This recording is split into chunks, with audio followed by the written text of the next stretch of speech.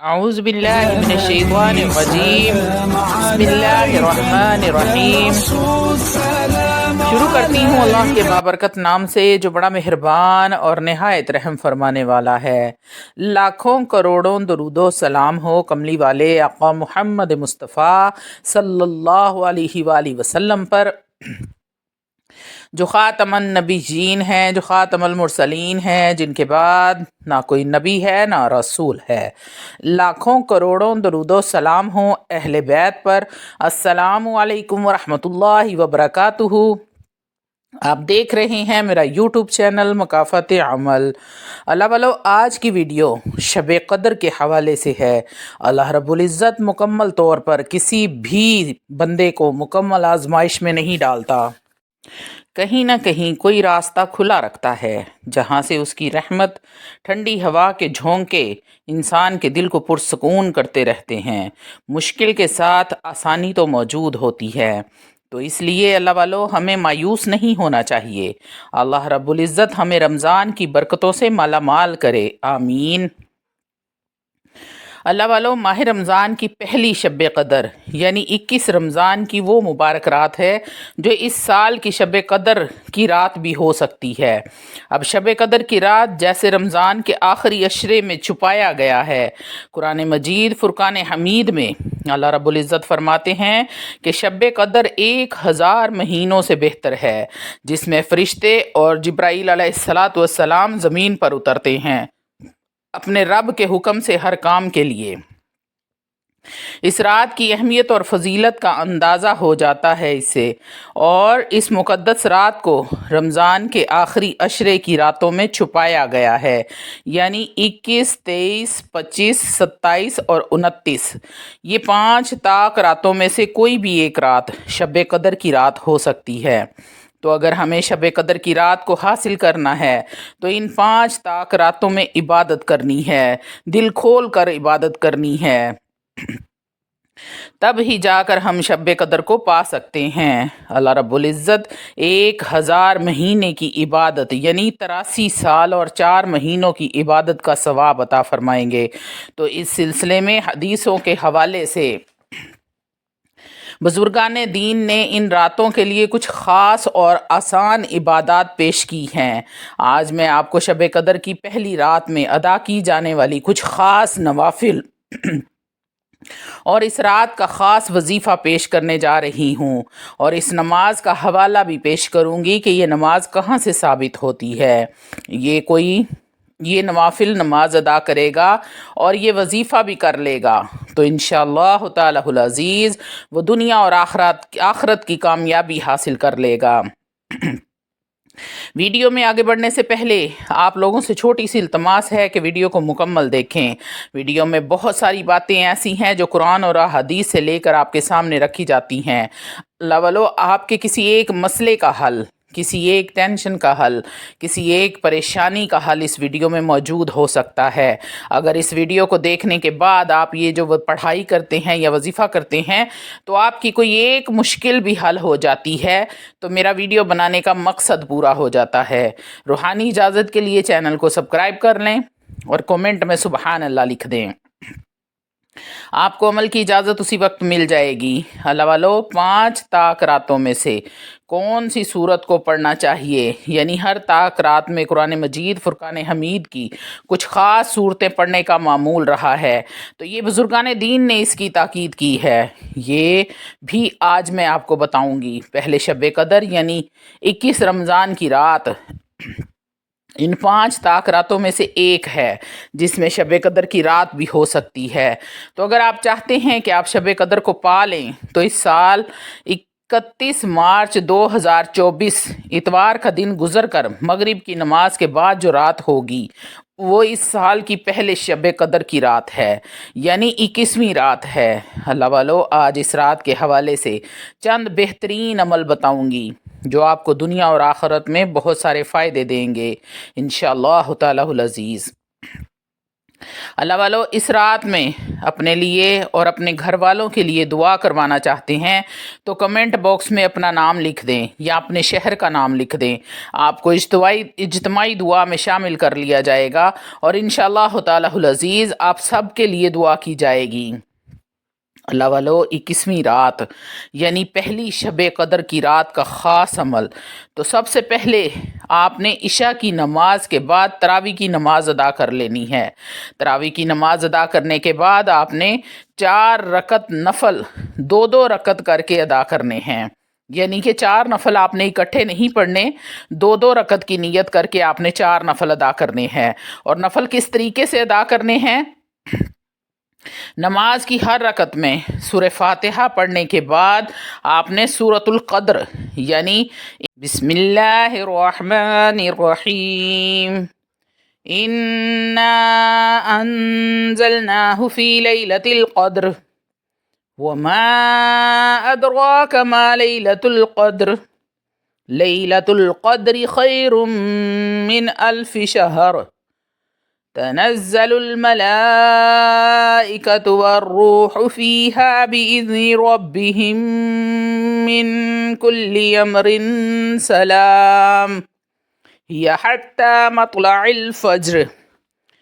آپ نے سورۃ القدر کو پڑھ لینا ہے صرف ایک بار. اس کے بعد آپ نے سورۃ الاخلاص کو بھی ایک مرتبہ پڑھنا ہے.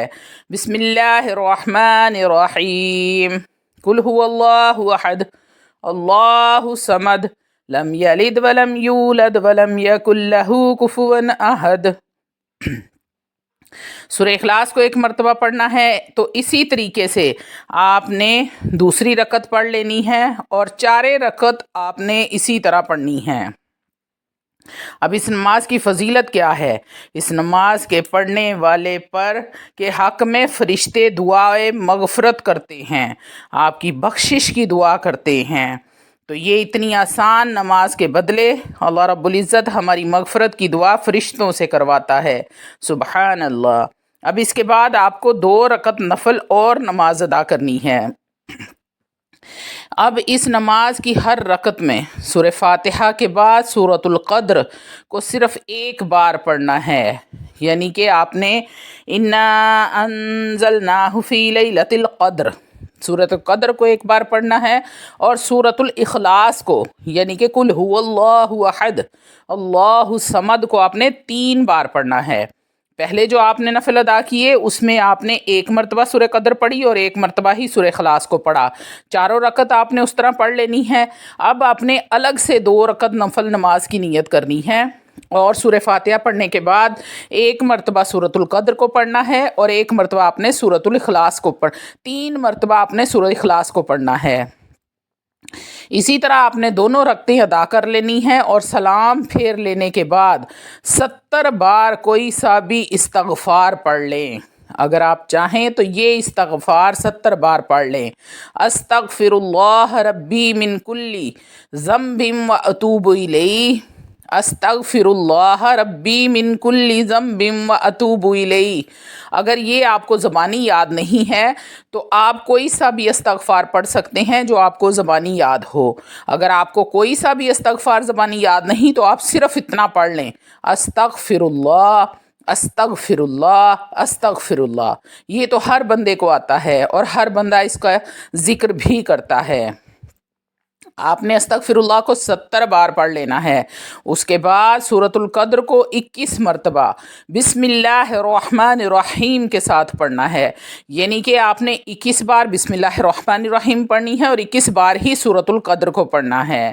اس کے بعد آپ نے 21 بار سورہ قدر پڑھنے سے بے شمار رحمتیں اور روحانی فائدے آپ کو حاصل ہوں گے.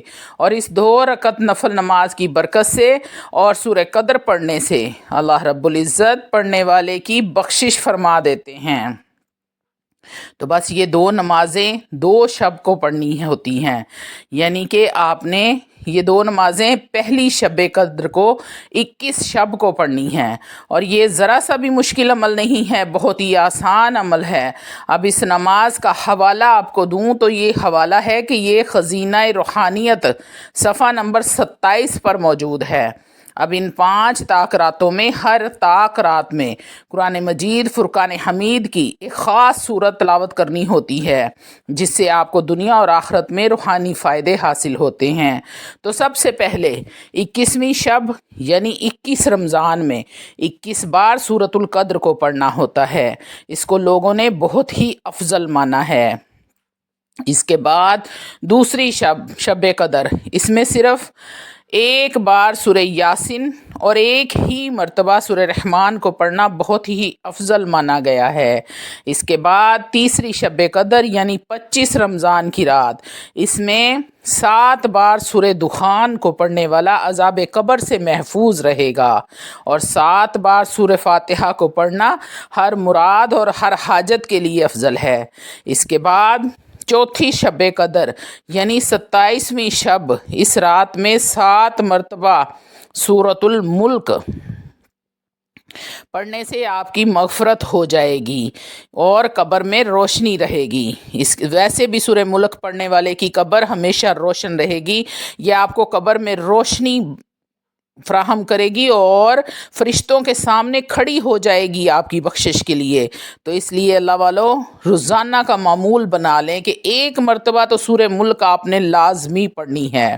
اس کے بعد 5ویں شب قدر یعنی 29ویں کی رات، اس رات میں سورہ واقعہ پڑھنے والے کے رزق میں بے انتہا اضافہ ہوگا، پورا سال خیر و برکت ہوگی انشاءاللہ تعالی العزیز۔ رزق میں اتنی برکت ہوگی، اتنی فراوانی ہوگی کہ گھر میں رحمتوں کی اور رزق کی بارش شروع ہو جائے گی۔ اللہ والو، اگر آپ اپنی زندگی میں 3 کام شامل کر لو، روزانہ کی بنیاد پر 3 کام اگر آپ اپنی زندگی میں شامل کر لیتے ہیں تو انشاءاللہ تعالی العزیز آپ پر اللہ کی رحمت قیامت تک بنی رہے گی، اور آپ کے تمام مسئلے مسائل، آپ پر کوئی پریشانی نہیں آئے گی۔ آپ کے مسئلے ایسے حل ہو جائیں گے کہ کبھی آپ پر مسئلے تھے ہی نہیں۔ تو وہ 3 کام کون سے ہیں؟ پہلا کام کہ آپ 5 وقت نماز پابندی کے ساتھ ادا کرنے والے بن جائیں۔ اگر آپ ادا نہیں کرتے تو ادا کرنا شروع کر دیں۔ دوسرا کام، ہر وقت آپ باوضو رہیں اور روزانہ کی بنیاد پر قرآن مجید فرقان حمید کو تھوڑا بہت کھولا کریں، چاہے آپ 1 لائن پڑھیں، چاہے آپ 1 سپارہ پڑھیں، چاہے 1 رکوع پڑھیں، لیکن قرآن مجید کو روزانہ کی بنیاد پر کھولیں ضرور۔ اللہ والو، تیسرا اور آخری کام، ذرا توجہ کیجئے گا، بہت ہی اہم کام ہے۔